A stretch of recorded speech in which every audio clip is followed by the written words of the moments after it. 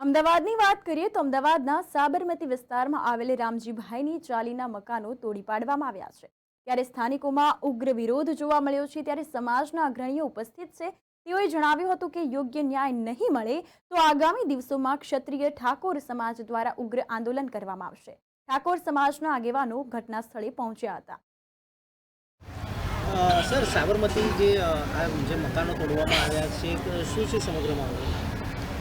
આમ તો સમગ્ર મામલામાં જોવામાં આવે તો દેશની અંદર માનવતાના ધોરણે પહેલાં તો હ્યુમન રાઇટ કે માનવીય અધિકાર શું છે એ ઇન્ડિયન કોન્સ્ટિટ્યુશનની અંદર માનવીય અધિકારો આપણા ભારતના બંધારણમાં આપેલા છે। તો સૌથી પહેલાં તો માનવીય અધિકારો અને માનવીઓને આપેલા એના મૂલ્યાંકનને જોવામાં આવે અને બીજી જ્યારે લીગલ પ્રોસિડિંગ પર આપણે ચાલવા જઈએ તો આ જે ઇસ્યુ છે એ 1961થી ચાલે છે, કેમ કે આપણા ગુજરાતનું જન્મ 1/5/1960ના રોજ થયું। ત્યારે એના પછી એએમસી અમદાવાદ ફર્સ્ટ સ્ટેન્ડિંગ કમિટીની મિટિંગ થાય છે 1961ની અંદર, અને 1961ની અંદર સ્ટેન્ડિંગ કમિટી આ ટીપીની યોજના મૂકે છે। ત્યારે એ યોજના મૂક્યા પછી ગુજરાત સરકાર એ યોજનાની અમલવારી કરવા જશે, ત્યારે એ 28 નંબરની ટીપી બને છે અને ટીપીની અંદર ફાઇનલ પ્લોટ એટલે કે 663 નંબરનો ફાઇનલ પ્લોટ કરવામાં આવે છે।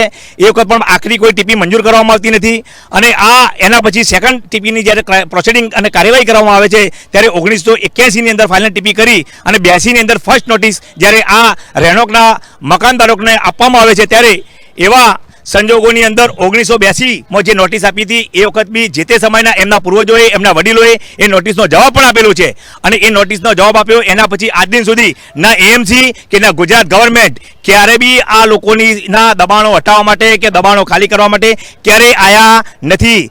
તેમ છતાં વર્ષો પછી એટલે કે 2020માં નોટિસ આપવામાં આવે છે કે ભાઈ તમે દબાણો ખાલી કરો, તમે મકાનો ખાલી કરો। ત્યારે આ 2020 એટલે કે આપણે બધા સૌએ જાણીએ છીએ, આખું દેશ અને ગુજરાત જાણે છે કે 2020 એટલે કોરોના મહામારી ફર્સ્ટ, જ્યારે લોકોને જીવવા અને મરવાની પડી હતી। ત્યારે એવા સંજોગોમાં એએમસીને આવા ગરીબ પરિવારના લોકોને જ્યાં સહાય કરવી જોઈએ ત્યારે એવા સંજોગોમાં એ નોટિસો આપી અને લોકોને ઘર વિહોણા કરવામાં આવે છે।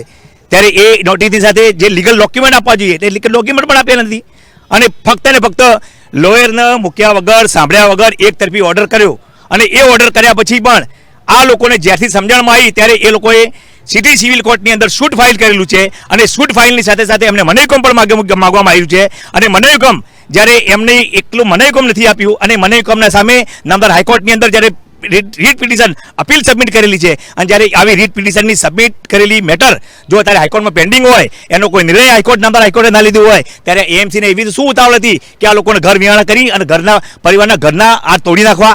ત્યારે મેટર પેન્ડિંગ છે સિવિલ કોર્ટની અંદર, એ ફાઇનલ ઓર્ડર એક્ઝિબિટ 5નો ઓર્ડર પેન્ડિંગ છે અને હાઈકોર્ટની અંદર એક્ઝિબિટ જે મનાઈ હુકમનો મેટર પેન્ડિંગ છે। તેમ છતાં એએમસીની સાથે ટોરેન્ટ કંપની કેમ સાથે હોવો પડે? કે મીટર ધારકો હતા અને મીટર ધારકો એટલે એમના ગ્રાહક છે। અરે તો right to bijli, right to lights એ ઇન્ડિયન કોન્સ્ટિટ્યુશન છે, બંધારણીય અધિકારો આપેલા છે।